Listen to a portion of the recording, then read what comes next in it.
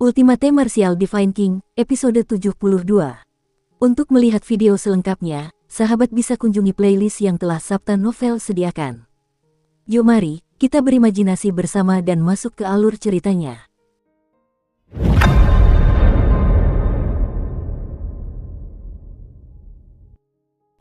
Teriakan yang sangat melengking langsung bergema di seluruh arena. Semua orang di arena membelalakkan mata dan merasakan hawa dingin yang samar-samar menjalar di tulang punggung mereka. Tombak penghukum iblis telah menembus tangan kanan Hechao dan memakukannya ke arena. Darah merah muncrat keluar dan mengalir riang di tanah. Tubuh Hechao gemetar dan tangan satunya memegang ujung tombak itu, berusaha mencabutnya. Namun, tombak penghukum iblis bagaikan paku panjang yang dipaku ke kayu solid.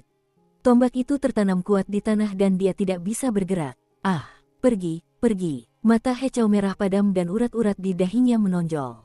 Rasa sakit yang hebat membuat wajahnya berkerut. Ia memelototi Chu Hen dengan marah dan memaki dengan keras, "Aku akan membunuhmu, aku pasti akan membunuhmu. Aku akan melumpuhkan tangan dan kakimu." Sebelum Hechao selesai berbicara, Chu Hen mengeluarkan tombak penghukum iblis dan darah berceceran. Hechao sekali lagi menjerit melengking. Sebuah lubang berdarah muncul di telapak tangan kanannya.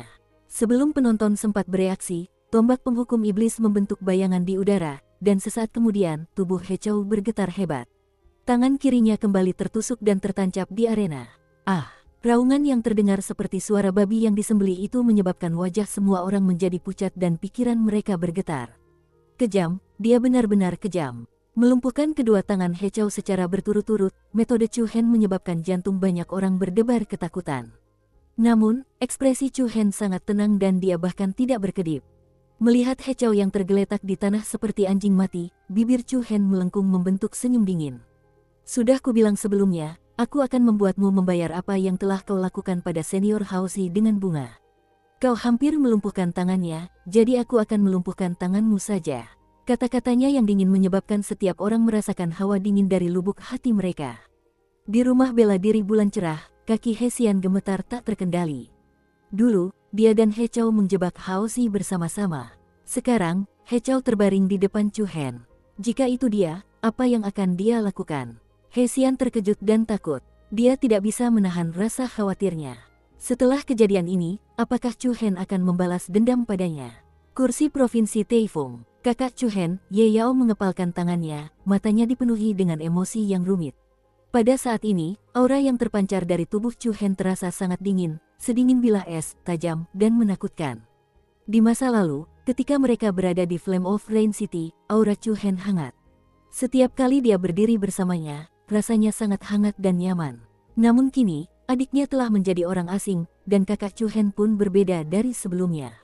Namun, Ye Yao tahu bahwa alasan mengapa Chu Hen menjadi seperti ini adalah karena saudara perempuannya, Ye Yu. Mata Ye Yu dipenuhi es, dan wajahnya terlihat tidak begitu baik. Penampilan Chu Hen mengecewakannya sekali lagi. Sudah berapa lama sejak terakhir kali mereka bertemu? Sudah lebih dari 3 bulan sejak terakhir kali mereka bertemu di rumah keluarga Ye di kota api hujan. Dalam waktu kurang dari 4 bulan, kekuatan Chu Hen benar-benar menjadi begitu kuat. Apa sebenarnya yang terjadi? Di tengah keterkejutannya, tatapan mata Ye Yu berubah sedikit dingin, dan hawa dingin perlahan merayapi. Di arena, Hechao, yang tangannya telah tertusuk, meringkuk seperti bola karena serangan terus-menerus. Wajahnya pucat, dan dia dalam kondisi yang menyedihkan. Dia tidak memiliki sedikit pun semangat seperti sebelumnya. Ketakutan telah lama menekan amarahnya, dan akhirnya, yang tersisa hanyalah mengemis. Jangan bunuh aku." Chu Hen tertawa dingin. Dengan jentikan telapak tangannya, ia mencabut tombak penghukum iblis lagi. Dukung terus channel YouTube Sabta Novel. Rasa sakit yang hebat menyebabkan raut wajah Hechao berkerut. Dia berlutut di tanah, dan dengan gemetar mengangkat kedua tangannya yang berdarah. Penyesalan dan kebencian bercampur menjadi satu, dendam, keterkejutan, dan kemarahan. Semua orang diam-diam menghirup udara dingin. Tidak diketahui apakah ia dapat pulih dari cedera ini. Kali ini, Hechao benar-benar telah membayar harga yang mahal. Bahkan penduduk prefektur Tensei pun ketakutan setengah mati, dan mereka tidak pulih untuk sementara waktu. Namun, Chu Hen tidak melirik Hechao lagi. Tatapannya yang sedingin es dan setajam pisau menyapu ke arah Raja Baru Jurus Kaisar, Ren Chong, di bawah panggung. Dia mengarahkan tombak penghukum iblis yang berlumuran darah ke arah lawannya dari atas. Kamu, naiklah ke sini. Kamu, naiklah ke sini. Inilah yang baru saja dikatakan Rencong kepada Chu Hen. Sekarang, Chu Hen telah mengembalikannya kepadanya, kata demi kata. Menunjuk tombak itu padanya, provokasi yang sangat besar. Bagi seorang kultivator bela diri, ini adalah penghinaan yang paling besar. Sama seperti bagaimana Rencong menggunakan pedangnya untuk mempermalukan Chu Hen, sekarang Chu Hen telah membalas semuanya. Menghadapi, setetes darah merah tua jatuh dari ujung tombak penghukum iblis ke tanah. Ujung tombak yang tajam itu sangat menyilaukan. Suasana seluruh arena membeku, dan udara dipenuhi aura yang membuat jantung orang berdebar-debar. Chu Hen berdiri di arena. Sosoknya yang ramping setegak tombak di tangannya, dan tatapan matanya yang dalam setajam pisau. Cahaya tombak setinggi 3 kaki, siapakah yang dapat menandinginya? Wajah Rencong sudah lama berubah pucat. Alisnya yang berkerut tiba-tiba mengendur, dan senyum ganas sekali lagi muncul di wajahnya. Hahaha, menarik, sangat menarik. Aku tidak menyangka kau bisa memberiku kejutan sebesar itu. Lumayan, haha. Begitu dia selesai berbicara, Rencong melompat ke arena. Gelombang udara tak berbentuk dilepaskan dari arena. Chu Hen dan Rencong, yang berdiri di kedua sisi, seperti dua gunung yang saling berhadapan, memancarkan aura yang mengerikan. Yang satu menggunakan 3 jurus untuk melukai Lincang dari rumah bela diri Spirit Rhino. Yang lainnya menggunakan 1 jurus untuk mengalahkan Hechao dari Akademi Bulan Cerah, dan melumpuhkan kedua tangannya. Kedua orang ini memang jarang sekali terlihat sebagai orang yang garang. Hechao dengan tergesa-gesa didukung turun ke arena oleh beberapa jenius baru dari Akademi Bulan Cerah. Suasana menjadi lebih tenang, dan tidak ada lagi kekacauan sebelumnya. Karena tidak seorang pun menyangka bahwa Chu Hen dan Rencong akan saling berhadapan seperti itu. Siapa yang akan menang, itu telah menjadi sesuatu yang tidak diketahui. Tetapi sebagian besar orang masih mengakui Rencong di dalam hati mereka. Silakan, Rencong mencibir, matanya yang tajam menatap Chu Hen di depannya. Tatapan Chu Hen sedingin es. Ia memegang tombaknya dengan 1 tangan dan menghadapi lawannya secara langsung. Apa, kau tidak berani bergerak? Rencong mengejek. Jadi bagaimana kalau aku membiarkanmu mengambil langkah pertama?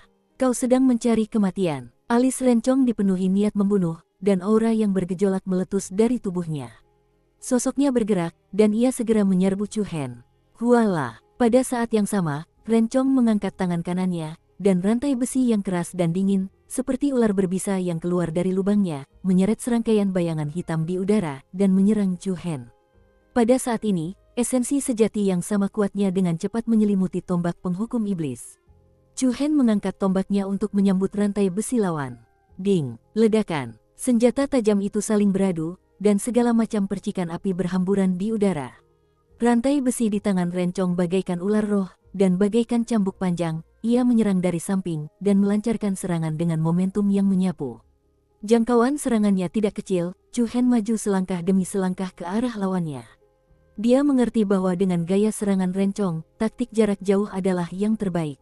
Begitu dia mendekat, keuntungannya akan sangat berkurang. Tidak semudah itu untuk mendekatiku. Rencong mendengus jijik. Dia mengangkat tangan kirinya lagi, dan rantai besi lainnya meledak. Kedua rantai besi itu menyapu ke arah Chu Hen, 1 ke kiri dan 1 ke kanan, 1 ke depan dan 1 ke belakang. Rantai besi menghalangi sungai, dan dia tidak bisa maju atau mundur. Mata Chu Hen menyipit, ujung kakinya menyentuh tanah, lalu dia melompat. 2 rantai besi dingin menyapu tubuhnya. Saat Chu Hen jatuh, dia mengarahkan ujung tombak ke tanah, dan tubuh tombak penghukum iblis sedikit membungkuk. Seketika, tubuh Chu Hen memantul lagi, dan dia menyelesaikan putaran di udara. Kemudian, dia memegang tombak dengan kedua tangan, dan menusuk ke arah tenggorokan Rencong.